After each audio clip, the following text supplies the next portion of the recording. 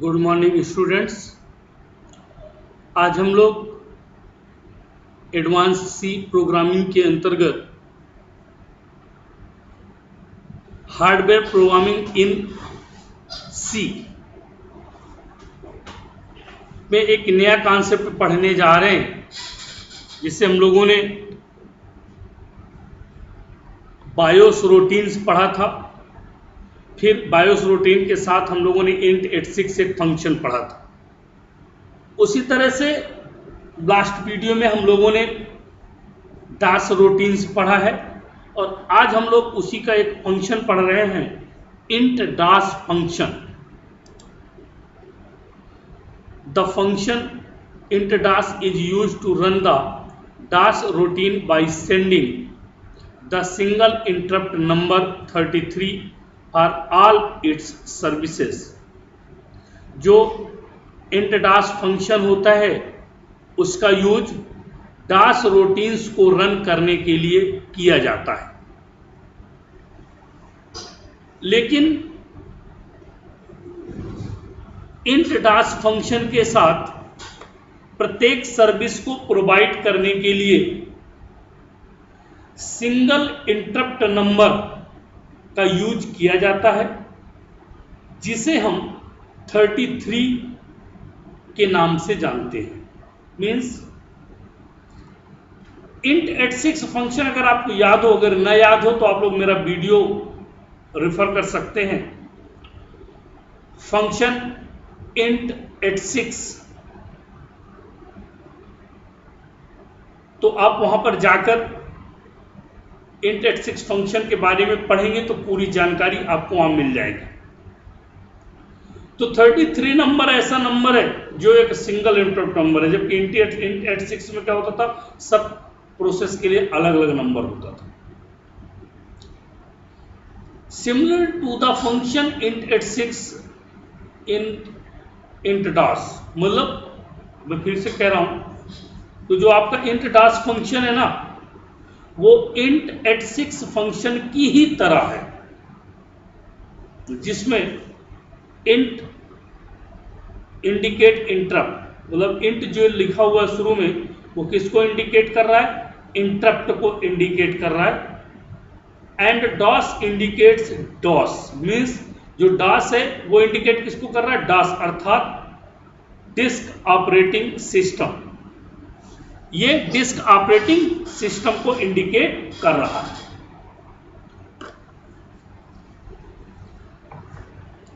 It takes two arguments both for registers, input as well as output। देखिए int das function कितने arguments लेता है, 2 arguments लेता है, और संयोग से वो दोनों कौन से क्या होते हैं, रजिस्टर्स होते हैं। मीन्स एक इनपुट रजिस्टर होता है जिसको कि अपन इन REGS के नाम से जानते हैं, दूसरा आउटपुट के लिए होता है जिसको हम आउट REGS के नाम से जानते हैं। लेकिन अगर int86 की बात करें तो वो 3 आर्गुमेंट्स लेता था। उसमें पहले 2 आर्गुमेंट्स इसके और उसके सेम होते थे, इनपुट रजिस्टर और आउटपुट रजिस्टर, और उसका जो पहला आर्गुमेंट्स होता था वो इंटरप्ट नंबर का होता था। इसमें इंटरप्ट नंबर की जरूरत नहीं, क्योंकि सबका इंटरप्ट नंबर क्या है, सेम है। It does not take the third argument as interrupt number like int86 function. देखिए मैंने लास्ट स्लाइड में बताया कि इसका third arguments int das int86 की तरह यूज नहीं करता। क्यों नहीं करता, क्योंकि because the interrupt number is fixed, क्योंकि int das फंक्शन का इंटरप्ट नंबर फिक्स्ड है जो 33 है, जबकि int86 के इंटरप्ट नंबर फिक्स्ड नहीं होते थे। प्रत्येक प्रॉब्लम्स के लिए प्रत्येक इंटरप्ट नंबर का यूज अलग अलग किया जाता था। The syntax of calling int das function is, अब हम int das फंक्शन को किस तरह से कॉल करेंगे वो देखिए। int das ampersand in REGS ampersand out REGS means introduces function और दो उसके साथ आर्गुमेंट्स पास किए गए इन REGS और out REGS।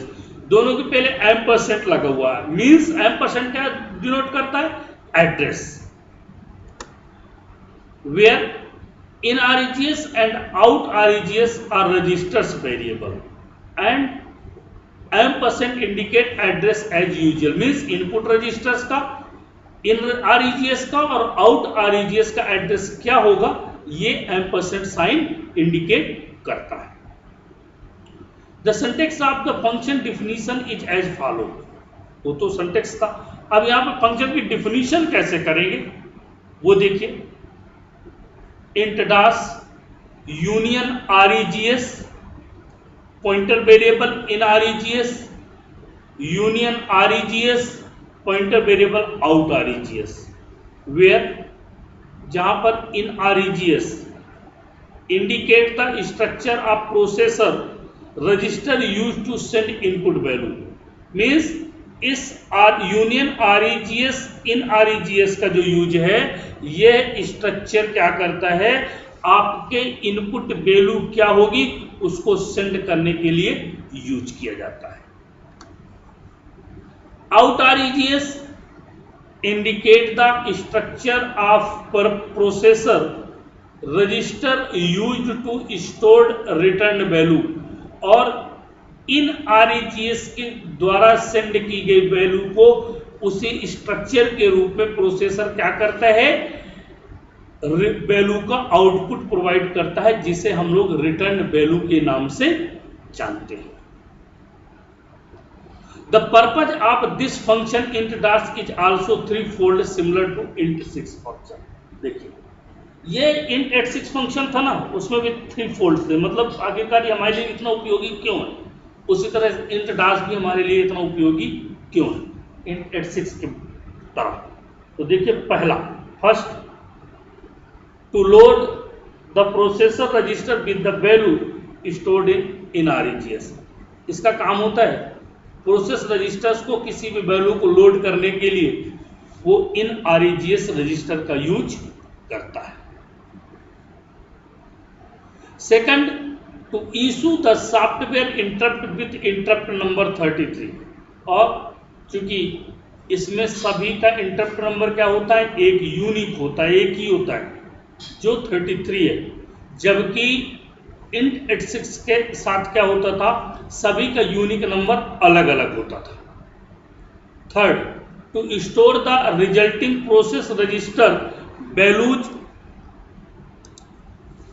In out REGS means to store the resulting process register भाई जो हमने इन REGS के द्वारा वैल्यू भेजा है उसको रिजल्ट के रूप में प्रोसेस करने के लिए थर्ड फोल्ड के रूप में आउट REGS का यूज वो करता है।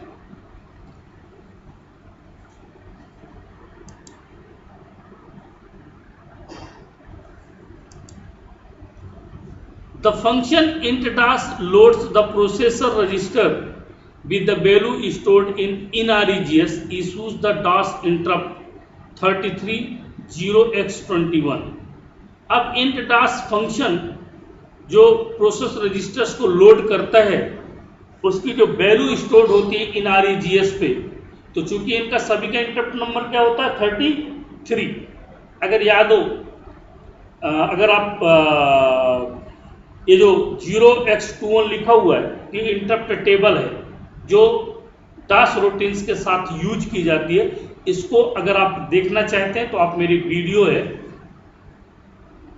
दाश रूटीन्स आप उसको देख सकते हैं। वहां पर प्रत्येक इस इंटरप्ट नंबर का अलग अलग मतलब दिया हुआ है कि किस तरह से कौन सा इंटरप्ट हेक्साडेसिमल और डेसिमल दोनों फॉर्म पे मैंने दिया हुआ वहां पर आप देख सकते हैं कि इसको किस तरह से मैनेज किया जाता है। And then stores the final process register value in outregs और इसके बाद जब वो प्रोसेस कंप्लीट हो जाती है तो उसी प्रोसेस रजिस्टर्स को क्या करता है वैल्यू को आउटपुट के लिए रजिस्टर्ड कर देता है। The data type union REGS is used to pass information to and from the function int h6। मतलब इन सब के लिए जो डेटा टाइप यूज किया जाता है वो यूनियन और इंफॉर्मेशन को पास करने के लिए फंक्शन int h6 के साथ यूज होता है। The definition of data type union REGS is readily available in dash.h। मतलब जो ये यूनियन REGS की डेफिनेशन होती है ना कि किस तरह से कौन सा टाइप होगा, वो कहाँ पर अवेलेबल रहती है हमारे को, dash.h हेडर फाइल होती है। तो किसी भी इंटरप्ट, चाहे वो बायोस रूटीन्स का हो चाहे वो dash रूटीन्स का हो, दोनों के केस में जब हम इसकी प्रोग्रामिंग करते हैं तो dash.h हेडर फाइल को इंपोर्ट करना आवश्यक होता है। It look as follows.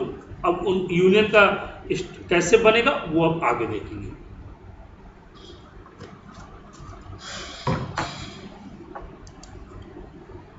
Union REGS, struct word REGS X and the byte REGS H. The member of the union REGS are structure used for storing word and byte register। क्या करते हैं, जो union registers है तो वो word register को भी use करता है स्टोर करने के लिए और बाइट रजिस्टर्स को भी स्टोर करता है।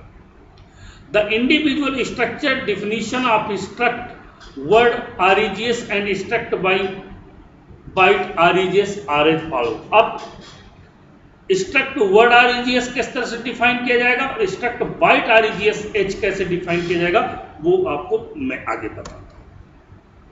आप देखिए, सबसे पहले struct word REGS, unsigned int AX, unsigned int BX, unsigned int CX, unsigned int DX, unsigned int SI, unsigned int DI, unsigned int C flags, unsigned int flags.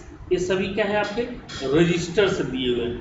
अगर इसको आपको डेप्थ में इसका नॉलेज चाहिए AX क्या है BX क्या है, तो आप मेरा फंक्शन आर्गुमेंट्स विथ रजिस्टर्स एक मेरा वीडियो है, आप उसको देखिए।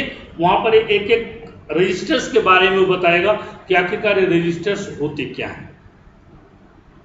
दूसरा है स्ट्रक्ट बाइट REGS, स्ट्रक्चर जो बाइट REGS का वहां पे अपन ने पास किया ना, स्ट्रक्चर वर्ड REGS और स्ट्रक्चर बाइट REGS।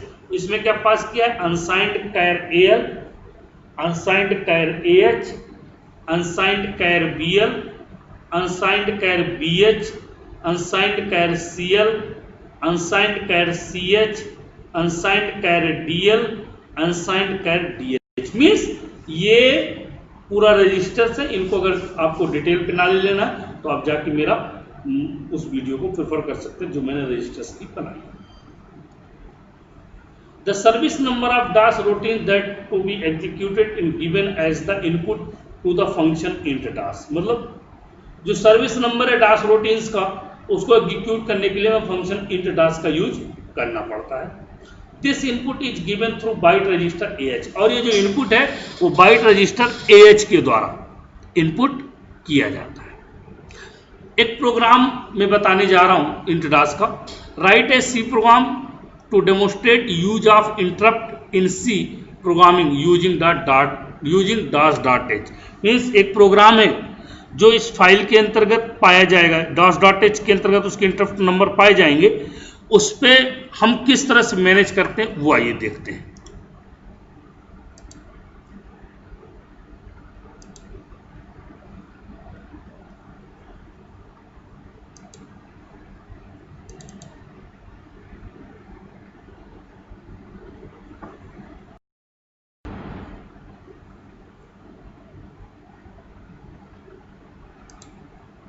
ये देखिए, hash include studio.h, hash include dash.h। मैंने पहले ही बताया था आपको कि dash.h और dash.h कंपलसरी आपको इंक्लूड करना पड़ेगा।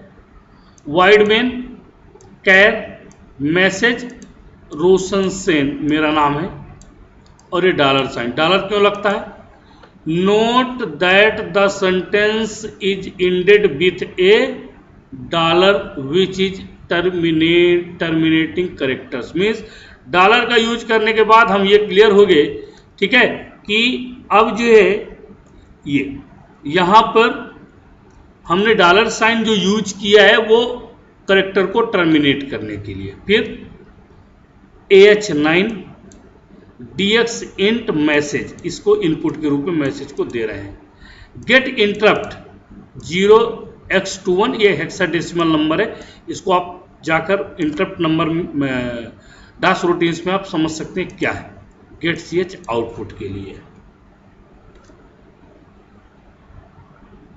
आपको दिख रहा होगा आपकी स्क्रीन पे रोशन सेन। इस तरह से हम इंटरप्ट नंबर का यूज करते हैं। कोई प्रिंट एफ नहीं, कुछ भी नहीं, लेकिन हम इस प्रोग्राम को रन किया है।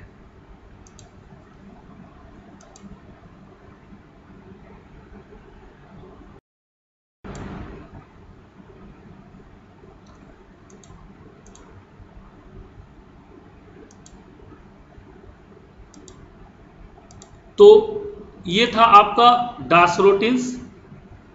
नेक्स्ट क्लास में इसी के रिलेटेड और फंक्शंस पढ़ेंगे। Thank you.